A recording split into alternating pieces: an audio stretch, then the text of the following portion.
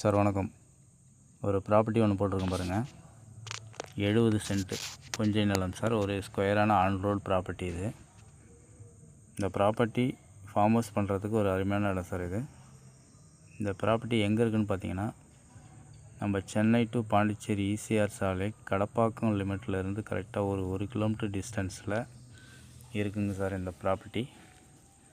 இந்த ப்ராப்பர்ட்டிக்கு செல்லர் சொல்கிற ப்ரைஸு ஒரு சென்ட்டு 1.60 சொல்கிறாங்க. 1,60,60,000 சொல்கிறாங்க.